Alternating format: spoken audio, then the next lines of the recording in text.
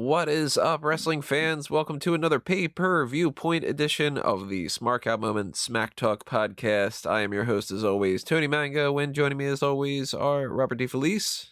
Hey-o. And Callum Wiggins. What is Oregon? I have no response to that. What? It's the state somewhere, I think. It seems like I mean it's one of those ones where if you tried to name all 50 states, you could probably be sat there for hours trying to think of Oregon. Yeah, that's one. You know what's one that I forget a lot? Huh? Iowa. Oh well, they're the corn state. I never forget that. Apologies to everybody in Iowa, but I forget about you. I'm not apologizing to anyone from Oregon. Your state doesn't matter in any way, other than the fact that you're hosting an NXT TAKEOVER. So we're going to have to talk about you a little bit. Well, look, you know me. You know I love merging things. If it was me, we wouldn't have North and South Carolina. We wouldn't have North and South Dakota. Maybe Oregon. You move it to another part of the country. Use the name for something else. I don't know. If I were drawing the lines for countries, it would be a bunch of squares. Everybody would be really annoyed. I would be like, that river? No, it needs to be squared. Make everything all nice and neat. That's what we're talking about here, though. We are talking NXT TakeOver Portland, and we've got 6 matches on the card. There's a possibility maybe that we get a 7th one later on tonight. Maybe they announce something. Maybe there's some changes to the card. We are recording this before the episode of NXT takes place, so they could adjust anything. The card's always subject to change, but we'll address that in whatever fashion that we kind of can see coming in our crystal balls. But before we get into everything like that, just a reminder, I want to know what everybody else has to say as well. So if you are wanting to chime in with your opinions on this card and your predictions and your thoughts on our thoughts and everything else like that, then go to the sections that you can actually leave comments on. One of them is smarkoutmoment.com, the pages for these events. And the other one is YouTube, because the audio-only platforms like the iTunes feed, and Stitcher, and Spotify, and Google, and all that stuff, they don't have comments features, so YouTube does. It's one of the few things that YouTube does have. It also has some really shitty monetization policies. If you didn't follow the video that I put up yesterday, this channel's currently not monetized. So that's fun. And it may not ever be monetized again. I don't really know. At the very least, I know that I won't get any response back for a month, if that. So, yeah, we're currently working under not getting a single dime out of this channel for at least a month. And one of the things to be aware of when it comes to that is if you want to show your support and you want to counteract the fact that YouTube has these disgustingly stupid algorithms and these policies that are just to cover their own asses and not actually do any work, and these bots do these kind of crazy things and stuff, then the only way to support that for the most part and circumvent those things is the Patreon. And normally I would wait a little bit later into this video to plug the Patreon, but I want to start off right out of the gate with that because it's something that is it's very important. So when it comes to the Patreon, there are a bunch of different tiers. If you go to patreon.com/smarkoutmoment, that will give you the breakdown of what all those tiers mean. And by all means, I know that money is tight for a lot of different people, and that's kind of the whole point of plugging the Patreon to begin with, because it's tight on my side of things as well. But even $1 goes a long way, especially when it comes to the more people that do that. And I've mentioned this many, many times in the past, but it is a concept that is pretty easy to overlook, but also pretty easy to understand once you think about it. If every person who subscribed to this YouTube channel alone donated $1 a month, which is a grand total of, I think after taxes, like $14 in a year, that would be enough money for me to pay a bunch of people to do a bunch of things, and to focus entirely on Smark Out Moment and Fanboys Anonymous, and not have to work elsewhere. So you'd have more podcasts per week, you'd have better podcasts through all that stuff, you'd have more content on the website, more well-rounded staff of people to do better photos that I can do, better editing jobs. We'd have live podcasts because I'd be able to actually have the time to look into live broadcasting.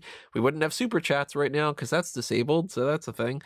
But we would have a lot of different things like that. So, if 4K plus people donated $1 a month, it's, pocket change in a month, but it goes a long, long, long way. But of course, there's also $5 tiers. There's the $10 Darkcast tier where you get Patreon exclusive episodes. There is the mailbag priority tier where if you want to take advantage of the fact that we have the quarterly mailbags now instead of the monthly mailbag, and you really want to pick our brains about something, the mailbag priority makes sure that we do one at least dedicated to your comments and your answers per month. And then there is the Pick Your Poison tier, which we are going to do one of next week, and we are going to do one for Fanboys Anonymous as well next week, both sponsored by Guest 5, a major, major supporter of Smark Out Moment. Thank you very, very much, Guest 5. We will do NXT Arrival next week, fan announce table of that. So, yeah, that's something to be aware of. And another way that you can help if you do not have the means to donate to the Patreon or to pick up some of the merchandise shop stuff on TeePublic or Redbubble is to help out with the watch hours. And a good way to do that is to just set the channel and set to automated playlists. Even if you just mute it, you just let it run. It actually helps out a lot. So all the support that you guys give us is greatly appreciated. And I apologize for plugging all that stuff before getting into any talk about TakeOver, but it is something I needed to address right out of the gate. So that's out of the way. Let me clear my throat. Let's talk about the idea that they might add another match. Now, before we get into the 6 matches that they've already announced, there is a possibility that we get, at the very least, a Cruiserweight Championship match. Maybe another match on top of that. The Cruiserweight title situation right now, we have Jordan Devlin is the champion. And on tonight's episode, Angel Garza and Lio Rush will wrestle to determine the number 1 contender. So, first things first, who do you think's winning that match? And second question, to follow up that, do you think that we're going to get that added to the card? No. To it being added to the card, I think it'll be a match next week, and I think it'll be Lio Rush because Angel Garza is kind of doing the Raw thing right now. I think precisely because Angel Garza is doing the Raw thing right now, that Angel Garza will beat Lio Rush and be the one to challenge Jordan Devlin. He's on a hot streak right now, so I think having that being curtailed in any way, even if it is a loss to Lio Rush, is not the right move right now. And what if Carrillo costs him the match or something? Then yay for Korea. I guess everybody hates Korea, so yeah. I mean, I'd rather just not see him for the most part of it, but no, I think I would prefer to see Angel Garza versus Jordan Devlin. So I'm going to hope that would be the match that takes place, but I don't think it's going to be on TakeOver. I think they would be better off saving it for an episode of NXT and try and use that as a draw. I think it's one way or the other. It still involves Carrillo, and it's either that Carrillo does cost Garza the match and Lio Rush ends up losing to Jordan Devlin because Lio Rush isn't beating Jordan Devlin, or Garza beats Rush, Garza faces Devlin, and Carrillo screws him then that match. But I don't think it's happening on the card either. I think that that's just TakeOver, not TakeOver, NXT television. If another match does get added to the card, though, I do think what could happen is Roderick Strong versus Velveteen Dream. Still don't think it's going to happen, but neither of them is on the card. They're not involved in the North American title situation, and they're 2 big names that I would think that they would want to put in there. Again, I still don't think it's going to happen, but if it does happen and we do get a 6th or 7th match, that's the one I'm going to go with. What about you guys? That is the one I would have gone with as well. I didn't know that the card was already up to 6 until earlier this morning with the media call. So I would have gone with that one to be added because Velveteen Dream is important and Roderick Strong is a major star. And I think it will be on a TakeOver, just not this one. Yeah, I think they'll avoid putting it onto this one. I feel like that's going to actually also be a TV match, just because I feel like that could be something that they try and, again, use to try and keep some get some eyes away from AEW or keep some eyes on the show. They could have it as a main event down the road. But yeah, I feel the 6 matches they have right now will probably make up the crux of the main show. And if any other matches to be added, it would be a kickoff match or a pre-show match. So, and these 6 matches, I don't see any of them being bumped to that slot because they've all been built up to be important enough that they can be featured on this on the main card. Yeah, they do have a pre-show that, if I remember correctly, is just that normal 6:30 type of time frame. So if they change that to say 6 o'clock, then I think we might get another match. But 6:30, it's too short. You know, they tend to use that half an hour for Pat McAfee, Charlie Caruso, and most likely Sam Roberts, doing their breakdown, doing the interviews, doing the panel analysis, and kind of taking the idea of a pre-show seriously, where it's like, hey, maybe you haven't watched as much as you need. Here's some information, so that way you don't get bogged down on the actual card. The way that the pre-shows should be, instead of being like 2 hours worth of, let's bring this legend on so they can go, I'm a big fan of this guy, and I think that he'll win. That kind of thing. Waste. Well, they did have a pre-show match for War Games. Yeah, they had a Swerve Scott against Garza. It was Garza? Oh yeah. Yeah, Garza defeating him there. So it wouldn't be out of the question if they've started doing that for these shows going forward. But then again, there were only 4 matches on that card. So. Yeah, I was just gonna say it wasn't the 7th match on that one, so. No, but the 2 of those matches, admittedly, were like one of them was 30 minutes long and the other was 40 minutes long. So I don't know if any of these matches will go that long. I actually think one of them is going to be pretty short. The Ciampa Cole one. But we'll get into that a little bit. Let's start breaking down the card itself that we know. They might, of course, change something, but at least as far as what it is right now, we do have. Here's a quick rundown. We'll bounce around, but it's the NXT Championship is on the line. Adam Cole is defending against Tommaso Ciampa. We have the NXT Women's Championship on the line. Rhea Ripley defending against Bianca Belair. Don't you mean the NXT Championship? No, didn't Triple H clarify that earlier today? He changed it back. Yeah, his clarification. So they didn't necessarily change it back. He kind of said, well, the internet ran with this one well more than they should have. We just are saying it's the NXT title match.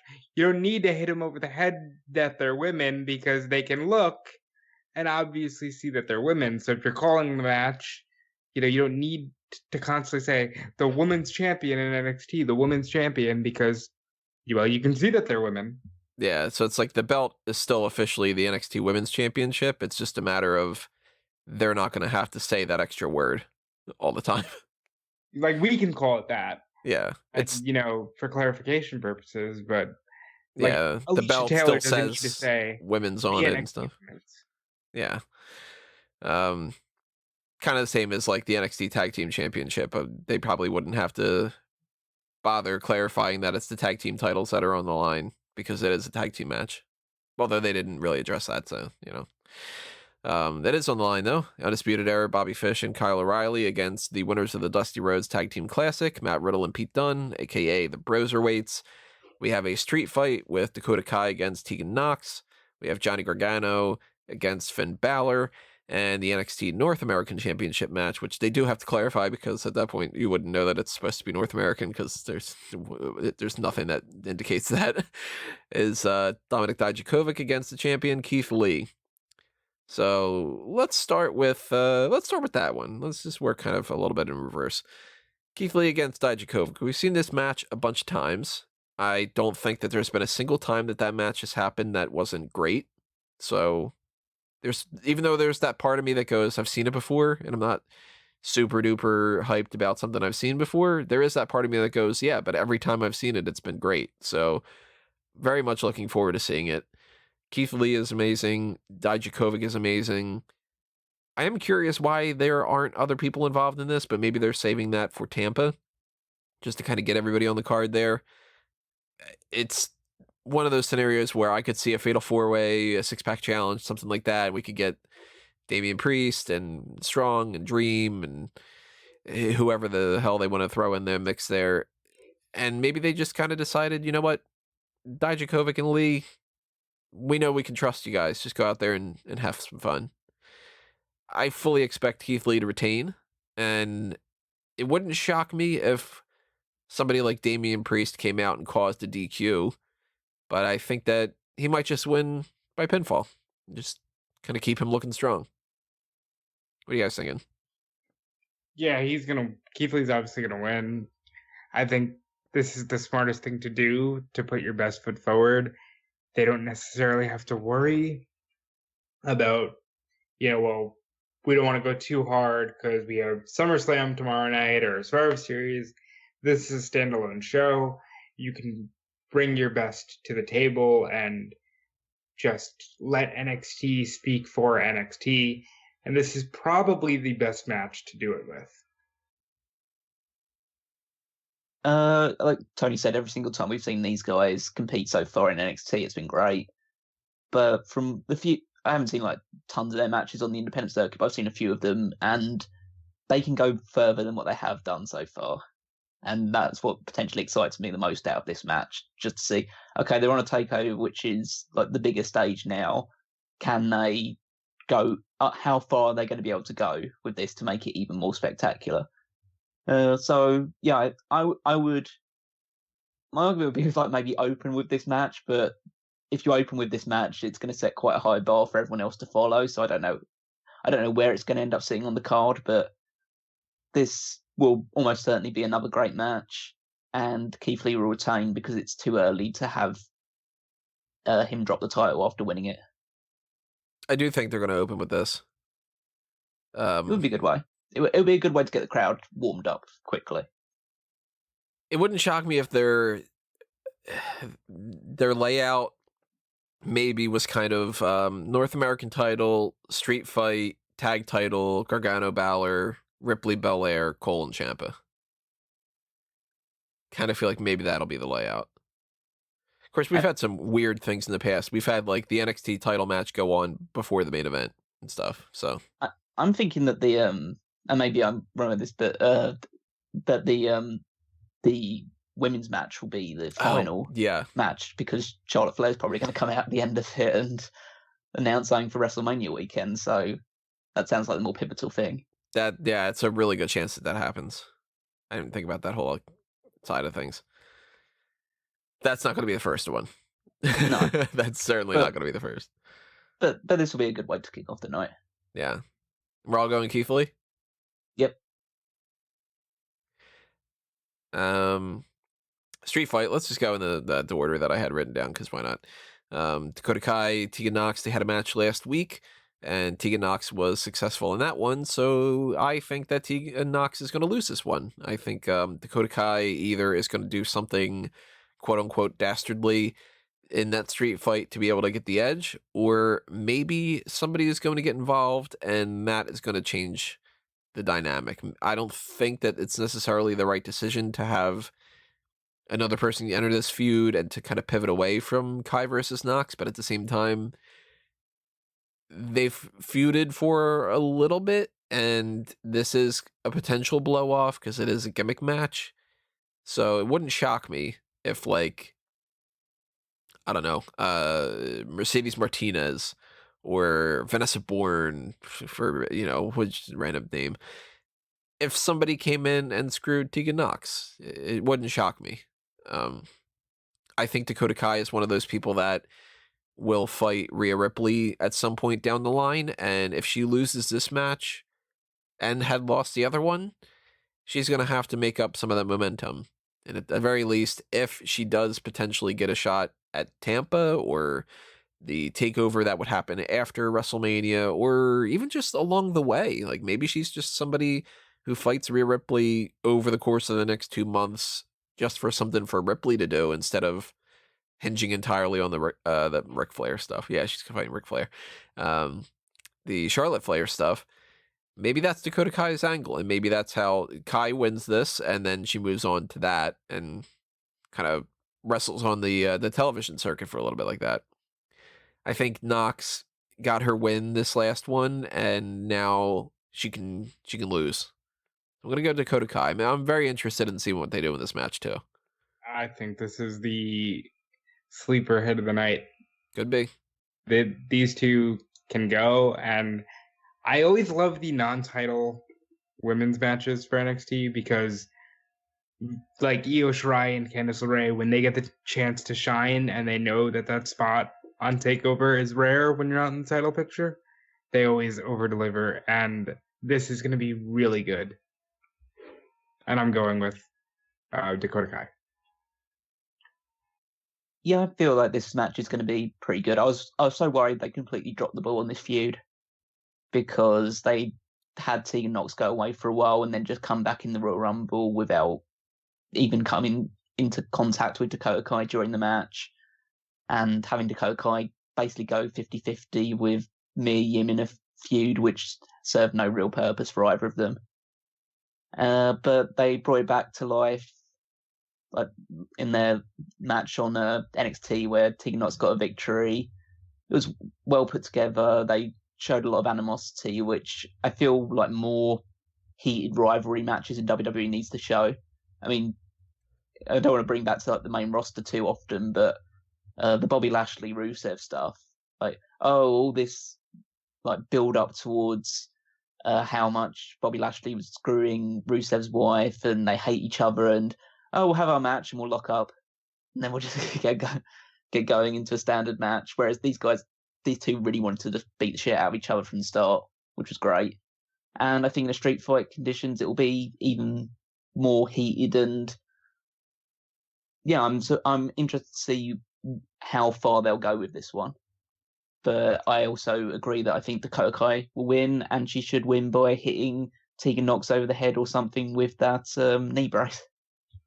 So one thing I don't like about the Ripley Flair issue is it seemed like because of the War Games situation and Ripley kind of saying, fuck Dakota Kai. Dakota Kai doesn't have it. I don't want her on my team. And that being the thing that sends Dakota over the edge, I feel like she should be built up to challenge Ripley one day. And I don't think we're going to get that now because Ripley is already headed towards another stratosphere.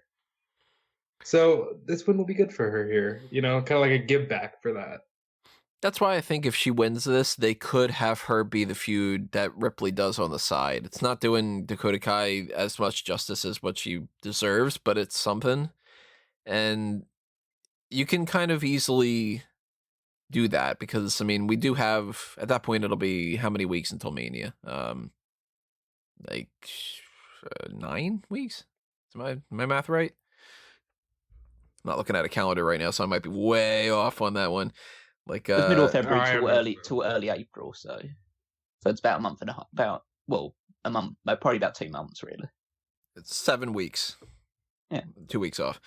So out of those 7 weeks, you need at least 7 things for Rhea Ripley to do, with the possibility that you can kind of change things up a little bit with NXT. Like maybe 1 week Ripley doesn't actually do anything on NXT, but she appears on Raw. And then on 1 week, you do something like an interview with Flair on NXT, but Ripley's not necessarily a part of it. It's just focusing entirely on Flair. You need a bunch of different things for some of them to do, though, because you can't just for 7 weeks in a row have, especially if they try to do this on both Raw and NXT, the idea of they'll just keep cutting promos against each other. Ripley's got to at least have some kind of a match, and we still don't know if she's going to compete at TakeOver Tampa and how that works into the mix. So it wouldn't shock me if they have Dakota Kai win this and she becomes the placeholder person, and she's sort of pushed on the sidelines, but at the same time they have an easy in with the War Games thing, and Dakota Kai either does fight her on NXT television somewhere in March, or maybe they do that match at TakeOver Tampa, and that would seem strange to me. I don't think that that's happening. I still kind of think that Ripley's doing something else at TakeOver Tampa, or that's where the Flair thing happens. Probably not, but it seems weird to me if they were to go in a different direction. Like if we had, say, whether Dakota Kai wins this match or Tegan Nox wins it, if Ripley is suddenly fighting Io Shirai 3 weeks from now. Be kind of strange to me to just sort of put her in there, boot her out real quick. So Kai winning this gives her momentum and can lead to her saying, I just won this street fight and I deserve to win the championship and that kind of thing. But you know what? Let's talk about the other side of this coin. The NXT Women's Championship match that we mentioned before. It's Ripley against Belair. We're all, we're jumping the gun saying Rhea Ripley is just going to retain and everything like that. But do you guys think that there's any chance that Belair wins this? No. Yeah, stunned him into silence. But yeah, it's there's zero chance that Bianca Belair wins this match, just because they've built up the Ripley character so strong. It would even be ridiculous, even if the match with Charlotte Flair wasn't upcoming, to have Rhea Ripley, who won the title in December and has only held it for a couple of months. This only has her second big title defense, and to have her drop it after that much time is just it wouldn't seem right to me, especially now they've made her the de facto challenger for Charlotte Flair. Well, Charlotte Flair will be challenging her for the title, but it feels like she's the one challenging Charlotte Flair. She kind of is. Yeah. Like she came out and she said, challenge me. Yeah, she's challenging Charlotte Flair to challenge her. And yeah, she's the one who's been getting the airtime on Raw. She's the one that got the match on Raw. Like, if there was any chance of Bianca Belair winning this, they would have done something involving Bianca Belair on Raw. Yeah, because that thing with NXT, it is something, and it does give Belair a little bit of a push in that direction, but it's still NXT.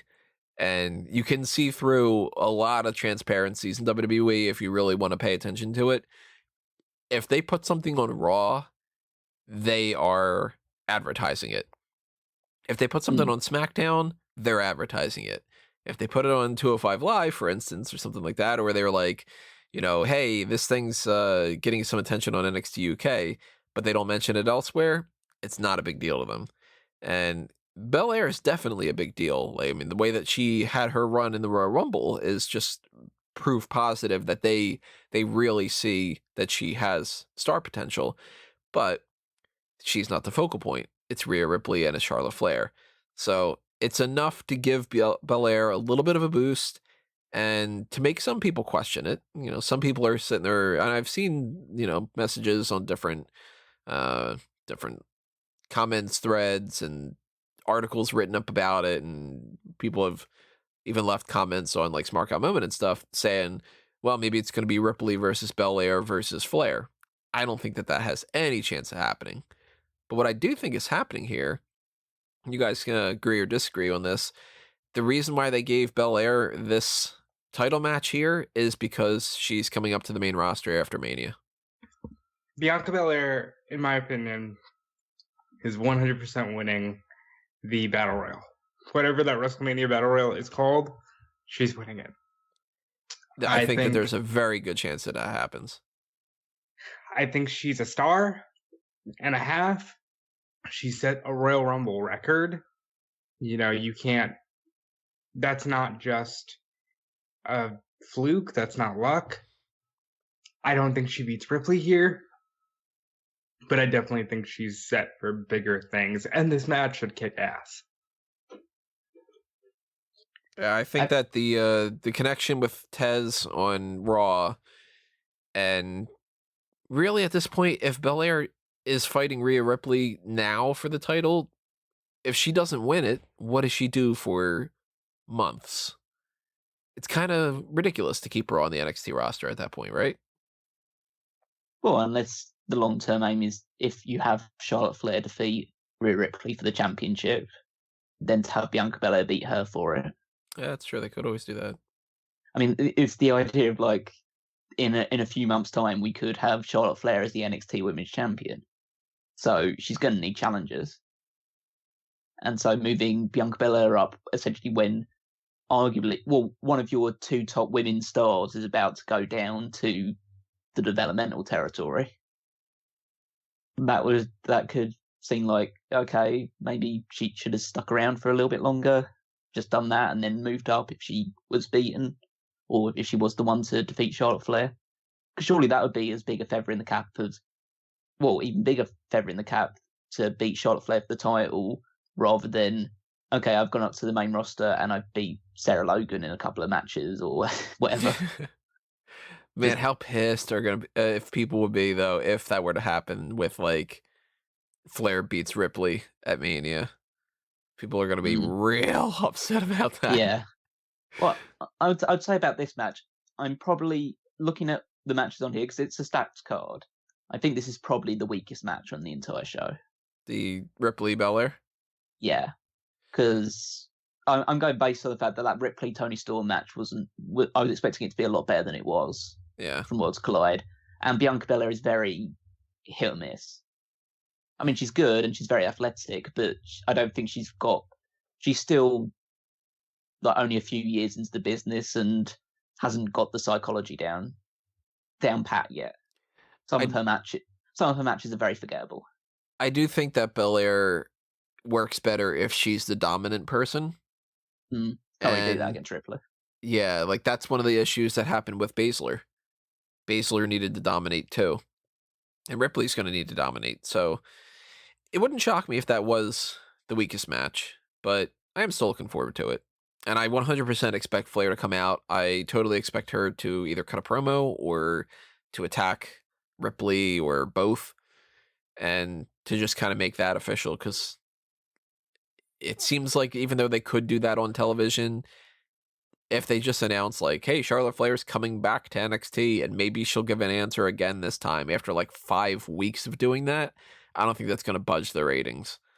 So wouldn't it be hilarious if she just comes out, she does all the pomp and circumstance, she gets in Ripley's face and says, no, I'm challenging Becky Lynch. Yeah. She's like, you want to know who I'm facing at WrestleMania, huh? Yeah, you think that this is something that you want? Well, guess what? Bayley, I want the SmackDown Women's Championship. I think there's some money in there, though. If like she does that and then Ripley snaps on her and forces her to challenge her instead of any of the other two champions. Well, how does she do that? She'd tie her down and like put her in a room or whatever, and just like. Well, we've seen crazier things. What if Flair says, "I want to fight for the Divas Championship instead," and they have to create that title again? Kelly comes. That's what Kelly's return is. Yeah, she's totally returning for that. Hello. Yeah. So we're all going to Ripley. Yep. Right. Mm-hmm. Believe it or not. So let's go to the NXT Tag Team title match. The Broserweights won the Dusty Rhodes Tag Team Classic, which at this point we've had 4 or 5 of these, and it seems like the running theme is let's pair 2 people up that are not a tag team and give them the win. Hasn't happened every time, but it's happened more times than not. So that's interesting. It was Aleister Black and Ricochet. It was Finn Balor and Samoa Joe. Yep. And then the tag teams that won, that were actually tag teams, if I'm remembering correctly about this, are Undisputed Era and AOP. That is correct. So this would be 3 out of 5 are just, you guy, new guy. And now you are you guys. That kind of thing.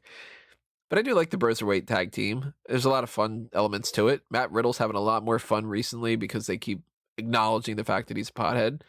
And I like this idea that Pete Dunne's just sort of the ultimate straight man, where he doesn't emote at all, which is pretty much what Pete Dunne was doing before. But now they called attention to it because, I mean, all of his promos were all just like, yeah, I'm going to win, and that's the best. I'm the best. I'm going to prove it. And now they're calling attention to the fact that, like, hey, he's the life of the party and all that. Like, I think it's funny. So I'm digging the Broserweights tag team. I don't think they're going to win the tag team titles here, but it wouldn't shock me. I mean, we did just have Roderick Strong lose, and they had this idea that this, like, the prophecy's falling apart. If they were to have Riddle and Dunne win these tag titles, it presents a really interesting element to the Cole and Ciampa match, because then you're going into that going, they lost the North American title, they lost the tag team titles. Are they doomed to lose the other one? Like, they could do that. And the Undisputed Era could just win the tag titles back down the line. I mean, they could win it at Tampa. It's not hard. So I feel less confident about that match than any other match on this card. My gut tells me the Undisputed Era is going to retain, but that's almost like a 60-40 for me.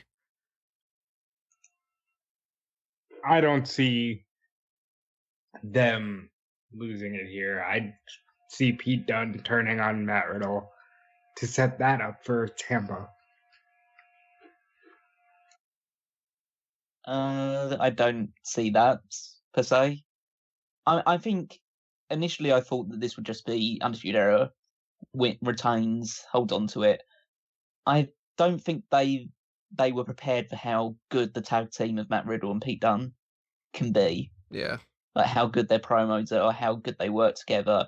Like they've already got some really slick tag team moves together. The funny guy and the straight man gimmick is like great. Matt Riddle's got tons of personality, and Pete Dunne doesn't, but that's what makes him great in this scenario. And the Undisputed Era are great. This is going to be an absolutely awesome tag team match, based on everything we know about these two teams going into it. And I've been harping on with the idea that I believe that the original idea for the next takeover was at Tampa was going to be the tag team championship, Bobby Fish and Kyle O'Reilly versus Johnny Gargano and Tommaso Ciampa. Yeah. But now I could easily see the Broserweights winning that, and then that being a triple threat tag team match instead, or even just the Broserweights versus DIY, and keep the Undisputed Era out of it. So it's tough for me to kind of like figure out how they're going to go with Tampa, because there's a lot of ways that I could see them falling short on some things. Like, if you look at this card, for instance, we mentioned a couple people that aren't on the card, and I would assume that they would need to figure out a way, and that they would want to figure out a way for Velveteen Dream to be a part of it, for Roderick Strong to be a part of it. Damien Priest, I think, is somebody who stands out as somebody who should have been in the mix somewhere. He doesn't have to be, but I mean, they gave him a pretty decent set of stuff to do over the past couple of months. He was part of the Survivor Series team, so I don't want to do that kind of thing where it's like, I assume that they're going to do a fatal 4-way here and a fatal 4-way here and a fatal 4-way there just to get people on the card, but they could very well do that. They could have some kind of 6-man ladder match for the NXT North American tag titles, North American tag titles. That's that 2017 coming out there, where you have like Lee, Dijakovic, Velveteen Dream, Priest, Strong, and somebody, and then you could have like a triple threat for the tag titles to get them in the mix, and you could do that kind of stuff. I don't think that, like, for instance, Dakota Kai and Tegan Knox are going to continue their feud, and we're going to get Candice LeRae in there and Io Shirai in there and Casey Catanzaro in there. There are too many people, and some people just are not going to be able to make it on the card. But it seems weird to me that they've got Ciampa and Gargano, and that they wouldn't necessarily either have them in the world title situation or in the tag titles. So if it's Broserweights win, it's a triple threat, I think. If Broserweights lose, I'd lean more towards Fish and O'Reilly against DIY. Then it's just a matter of, do they break up the tag team? Do they have Riddle versus Dunne? Do they put Riddle and Dunne in the North American title situation? I mean, there's a lot of directions they could go. For that matter, they could have somebody come into the mix that's like a new signing that we don't even see coming. I kind of think with how loaded things are, we are setting ourselves up for some kind of multi-man for at least the North American belt, because you've got Damien Priest, Dijakovic, Velveteen, who could potentially even move beyond that, but you've got Killer Cross is coming in the mix. Austin Theory can potentially go straight, and Thatcher can go straight to TV, and you've got so many guys that they might just need to do a crazy throw shit at the wall match. You know what's kind of surprising for me with the tag team situation, though? They haven't signed Alex Shelley. I think because he's still doing bits and pieces of other dates, like Ring of Honor and stuff. But I think once he's clear of all commitments, I wouldn't be surprised if he signs. That I mean, one they shot. need to sign him. Yeah, I think that they do. Because they've got nothing for Kushida. Yeah. Absolutely. And if I were him, I'd be so upset about leaving New Japan right now. It's like he's already, I know it's early on in his time in NXT, but he's looking a lot more like an Hideo Itami than a Shinsuke Nakamura, let's put it that way. Yeah, I mean, to a certain extent. He's I great. agree. I think he's an excellent wrestler, but he's not going to be pushed to the level that he may have hoped that he would be. I'm of two opinions of that, sort of. Like, I agree with you, and I also disagree a little bit. Maybe glass half full, glass half empty kind of thing. Like, I think that he is in a situation where he's not Nakamura, where I don't buy at all that, like, tonight it's going to be Kushida against Adam Cole. There's no way Kushida beats Adam Cole. The only way that happens is if they do something just for the sake of, like, a laugh, where, like, Ciampa comes out and screws Cole and Kushida gets a roll-up or something like that. But he's not just flat out beating him. However, there's something different about Hideo Itami that I think that doesn't translate the same with Kushida, where maybe it's just, like, the attitude, but I feel like Itami thought he'd come in and be their top guy, and was always striving to be this, like, super serious top guy type thing. And Kushida, I think, might be more along the lines of, it'd be okay if he won the Cruiserweight title. And then he could work his way up in some other ways. And, like, if Alex Shelley does get signed, which I hope that they sign him, not just because the Time Splitters could be a really, really advantageous tag team, but also because Alex Shelley's fun. So, sign the guy. But, if they would have signed them already, I would have thought that maybe we would have gotten Time Splitters at Tampa. Maybe they do, maybe they don't. Do you know, by any chance, when his commitments are done? No clue. I mean, I know that he had advertised, like, certain things coming up or whatever, and that was... Maybe it might have even actually already ended. I don't really know. But there's no announcement for that, at the very least. So we get Fish and O'Reilly, we get Riddle and Dunne, we get DIY. Maybe there's another tag team in the mix, but I highly doubt that they're going to be like, we need to prioritize Forgotten Sons and take over Tampa. That's not really the thing. So I do feel like there is a chance that the Broserweights win, but I got to ultimately say Undisputed Era retain. Yeah. I just really see them going towards, Pete Dunne just being like, I'm so tired of you just thinking everything is a laugh, and beating the shit out of Matt Riddle. I'm going with the Broserweights winning. I feel like there's too much legs in this tag team to run for a while for them to end it prematurely like this. I'll put it this way, even though I think the Undisputed Era might walk out here, I'm going to 100% set up in advance tag team title change and all that, so I can get that up real quick if it happens. Gargano and Finn Balor. This match could go either way. I think that it is leaning more towards Finn Balor, though.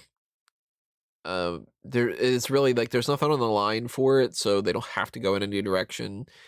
And they did kind of plan on doing this at the last takeover, so maybe that changed some of the plans one way or the other, because, I mean, we were supposed to get Balor Gargano the last time. What would we have gotten Balor and Gargano to do for this one, It's very interesting that we don't know that information yet still. Like, nothing's come out, at least as far as I'm aware, that it would, like, well, the original plan was Gargano would have ended up fighting,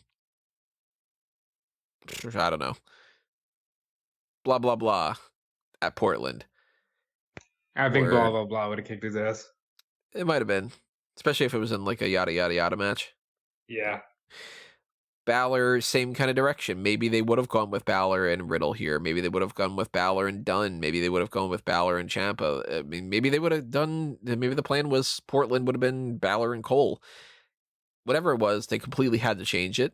We did the Balor and Riddle thing, and the Gargano thing got pushed away a little bit. But I think ultimately this is going to be Balor's win, and maybe if they go in that direction, maybe that is why Ciampa and Gargano could be in the tag title mix.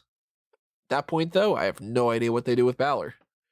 So I'm really confused about what their plans are for Tampa. And if they plan on having Cole and Gargano, Gargano wins. It could be anything. So I'm not confident in this one either. I think the top of the card on NXT is very muddled right now because I can see it being Cole versus Balor in Tampa. I can see it being Cole versus Dream in Tampa. I can see it being Cole versus Gargano versus Ciampa.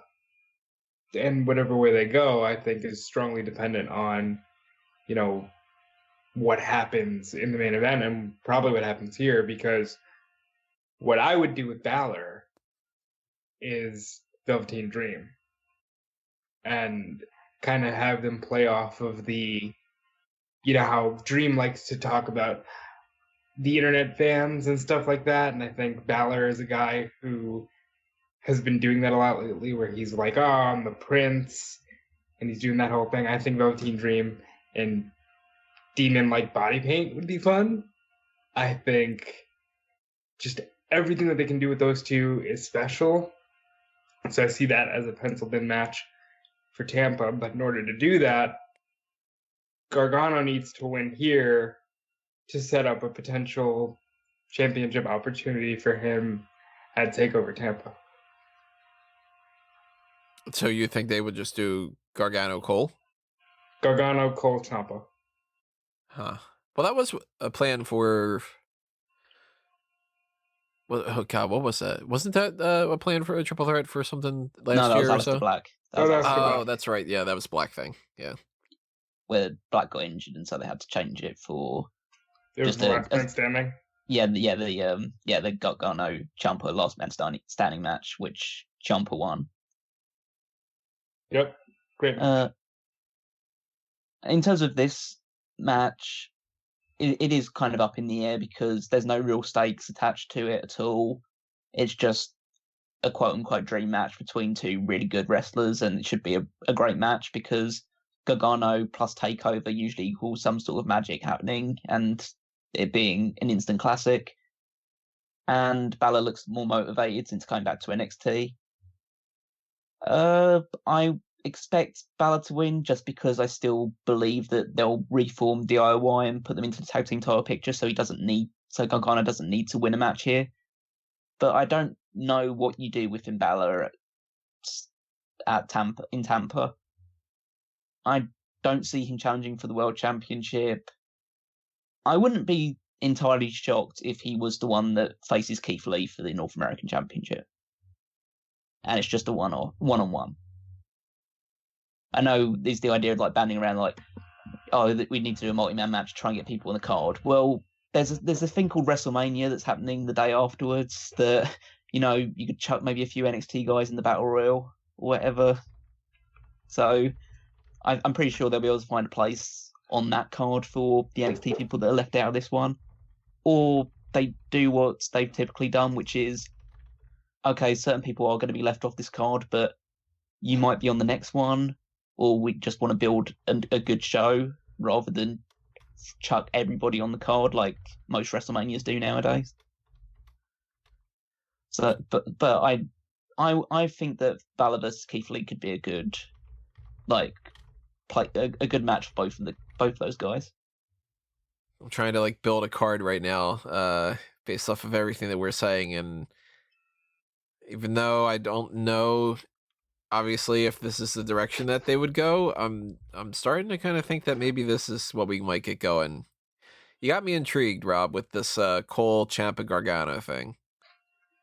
I feel like they are kind of standouts, and you also got me intrigued with this Dream and Balor thing. So, tossing it out there, I'm trying to see if I'm missing anybody that really should be a part of the mix. As far as like the different people on the roster that I might be forgetting about, but I don't think I'm really missing anybody. What do you think about this? Face value, guys.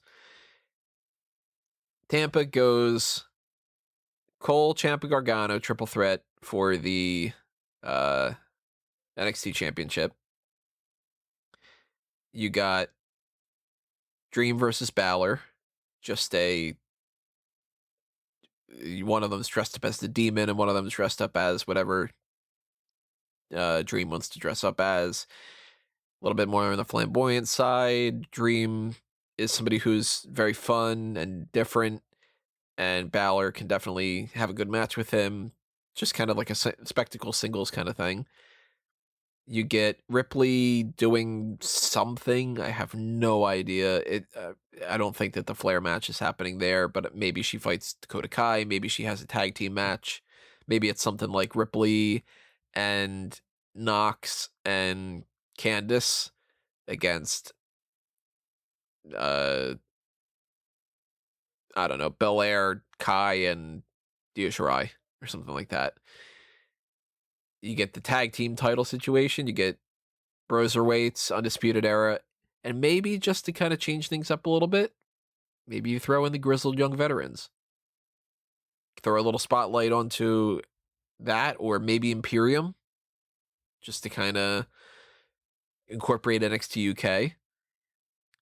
You get the Cruiserweights, because that'll be match number 6 if you also count the North American title match.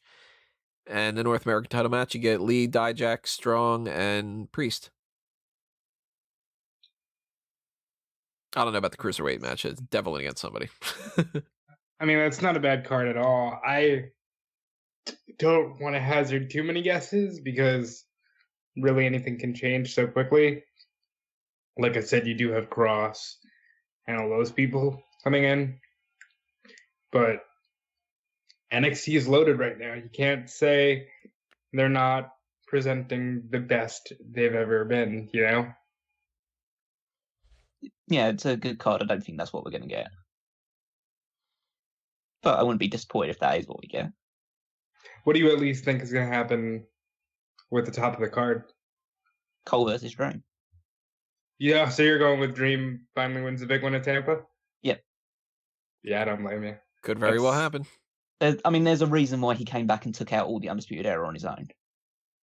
That's true. It's not just because he's gonna fight Roderick Strong on an episode of NXT that he's gonna beat him and then he's gonna challenge for the title.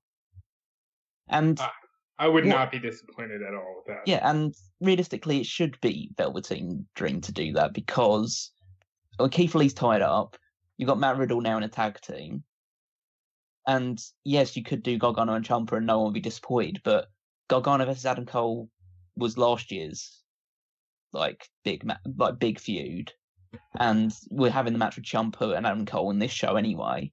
So freshen it up a little bit with a guy who the crowd absolutely adores, who would probably actually get the better reaction against Adam Cole, whereas probably both Ciampa and Gargano, as much as people love them, will get booed against Adam Cole. Dream will actually get cheered. And you get to crown him as like a new champion and a new star going forward. And then you can do the match around about SummerSlam of him and Finn Balor. Just hold off on that one a little while. That match should happen. I definitely agree that should happen, but hold off on it for a little while.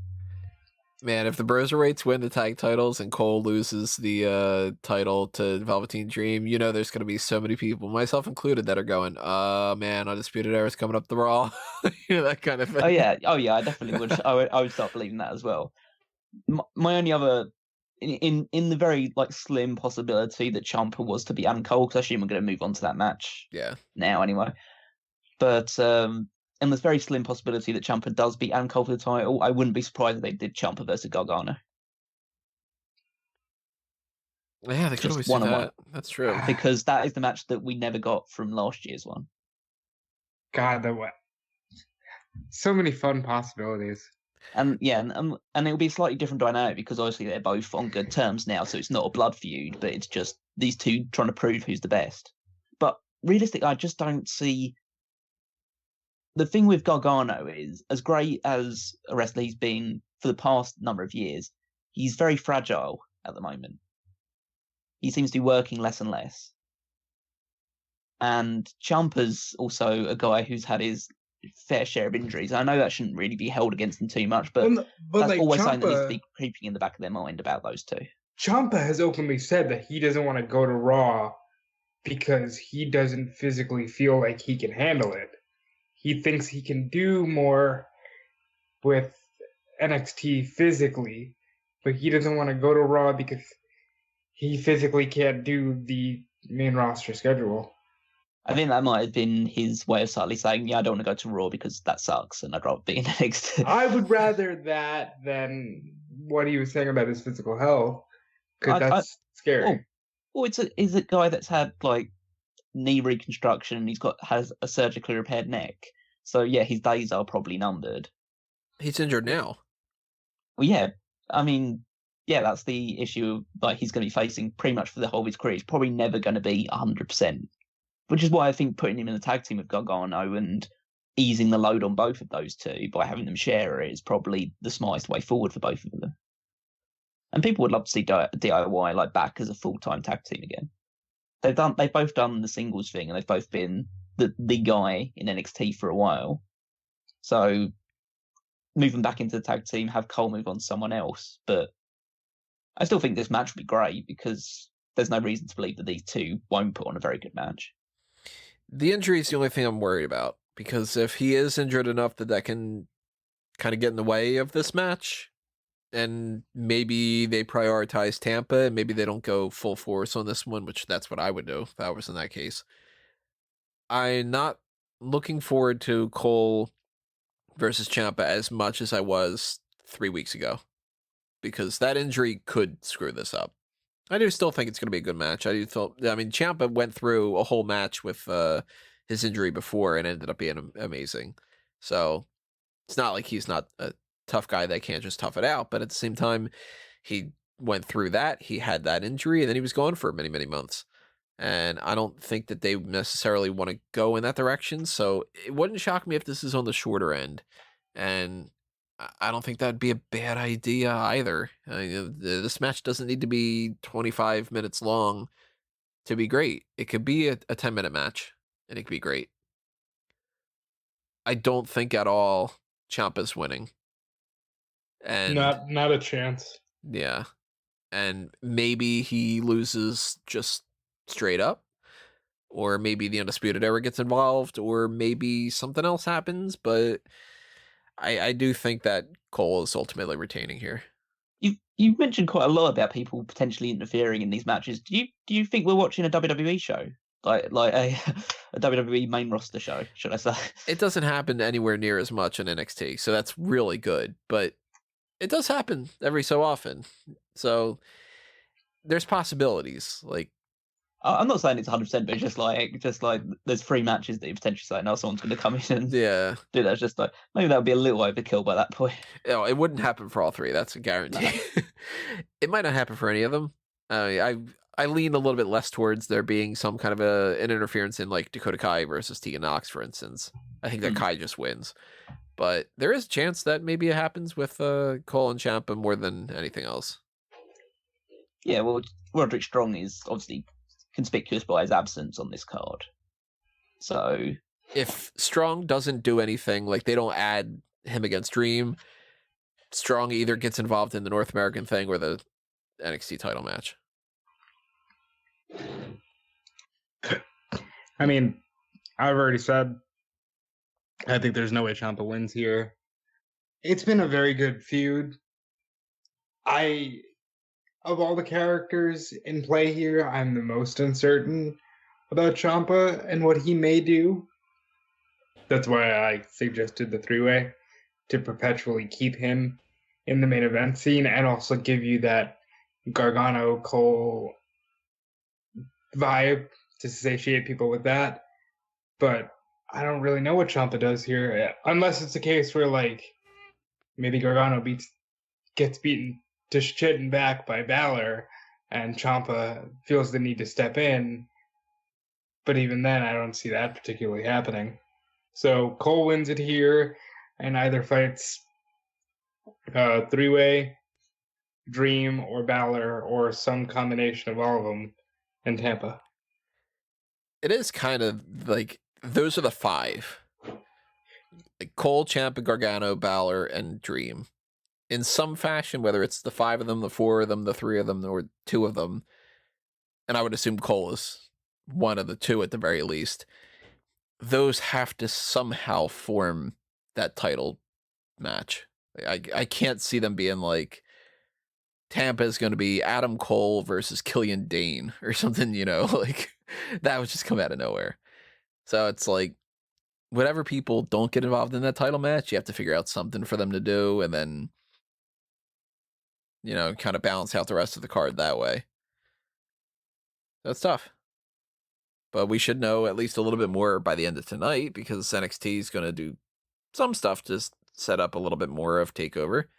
Maybe Velveteen Dream does something that kind of indicates a little bit. Maybe Roderick Strong does something. Maybe we get some kind of a, backstage tease of like Dream bumping into Cole and saying that he's coming for that title. Then it's like, okay, well then there's a very good chance that he's fighting for that title at Tampa. Or maybe we get something like a random fluke injury happens and they have to completely change all of their plans or something. You never really know. But we're all going Adam Cole retaining. We're all going Rhea Ripley retaining. Mm-hmm. We're kind of split on the tag titles. We're all going Dakota Kai. Yep. And we're all going Keith Lee. And Gargano Balor is sort of up in the air a little bit. So we have some agreements, some disagreements, and some fuck if I know kind of things. Who do you think we see in the crowd? That whole like, oh well, this person's here, and that kind of thing. Yeah. Maybe they just do that with Charlotte. If that'd be underwhelming, if that's the case. Yeah, that would be pretty bad. They should do Killer Cross and Timothy Thatcher if they want to actually make those two big deals. Yeah, those two. I'm guessing this is one of those weird ones where you kind of just get everybody. You get Thatcher before one match. You get Cross and Scarlett before one match. You get Simone before the women's match. And then Charlotte Flair comes out after and is like, I'm going to challenge Bailey. Suck it. Bye. I mean, I didn't expect Sergeant Slaughter to pop up when he did, so you never know. Maybe it's like, hey, Hugh Morris is in the crowd or something like that. Well, I don't think they'd put him in the crowd. Wow, that would be of all people to bring up. I don't know why it was the first one that I thought of. Yeah, so we'll see how this goes, how this plays out. Of course, when it happens on Sunday, it's supposed to start at 6:30 for the pre-show, 7 o'clock for the main card, and then we will obviously do the live coverage and then the post-show following that. So stay tuned for that. Of course, as we gave our predictions, I want to know what your predictions are. So drop a comment below on YouTube until they take out the YouTube comment section, because it does, it serves a purpose.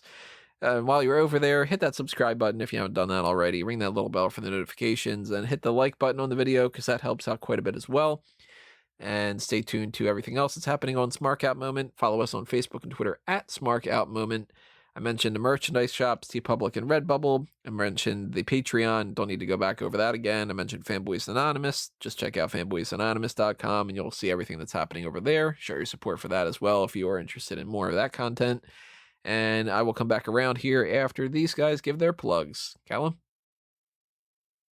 You can follow me on Twitter at Wigmeister14. Check out all of the articles on smarkoutmoment.com, including the power rankings, which is my one. But read all the others while you're there as well. You can follow me on Twitter and Instagram at DudeFelice. Check out WrestleZone.com. Check out Fightful.com. And subscribe to the Patreon and help Tony out, because I think it's bullshit that YouTube did that. As far as our stuff following Portland, we don't yet have a game plan for next week's main event. The equivalent of what we're doing right now. This was the main event, technically speaking, for this week. But we were taking ideas and suggestions, and Maybe we do Wrestling is 2020 again, and if that's the case and you have any particular ones you'd like us to do, then toss out those topics. Maybe we do something brand new like Miss the Smark. Maybe we bring back Superstar Scores and go over our previous editions and kind of do that recap sort of thing. I don't know. There's a lot of different options going on. But I do know that we are going to try to cram in the Patreon stuff. So at some point next week, we will have the NXT Arrival stuff. That is not the main event, though. That's a bonus thing. That's kind of how the Patreon works. In the meantime, I also am hoping to do a dark cast, and I might try to do that this week. Maybe I can't do it tomorrow night. I got Sonic the Hedgehog. Check that out on Fanboys Anonymous. But maybe Friday, maybe after SmackDown, we'll do something about that. Maybe on Saturday, we might get a little bit of a chance to do something. The two ideas that I had going on was maybe either do a SmackDown and 205 Live post show, or to do something where we could get the three of us together, and if these guys are interested, maybe figure out the bracket for the Smark Madness tournament and just kind of do a podcast along with that. But the Patreon is the only place you can find those dark casts. So donate to that tier or above, and you will find that out whenever it happens. And then we'll do whatever we got going on over these next couple of weeks and stuff. And eventually, of course, we're going to get hit with the Super Showdown event and the AEW Revolution event. Then following right after that is going to be, I think it's like a week or so after that. Maybe actually it's the next week, is going to be Elimination Chamber predictions. So somewhere along the way, we've got Call the Spot for the Elimination Chamber. It's probably not going to be a main event because we don't have the time, but maybe that'll be a dark cast as well. Maybe it'll just be an article up on the website with just my own. I don't really know. And Mailbag Priority, if anybody takes advantage of that, will be up on the Patreon or on the YouTube. And we might have some other stuff in the works too. We got some notifications of some potential Hall of Famers. Maybe we'll get some Hall of Shamers. I don't know. We'll see. Or some Hall of Blamers. Might be. Maybe we'll claim to famers. Anything else that potentially rhymes. So just stay tuned to Smark Out Moment. Maybe the channel gets taken down. I don't know. But if you check out smarkoutmoment.com, you'll see what's happening over there. Cross your fingers. Maybe in a month we'll make another couple bucks. I don't know. We'll see you when we see you, though, everybody. Thank you for listening to this edition. But for now, this has been another Smark Out Moment, and we're being counted out.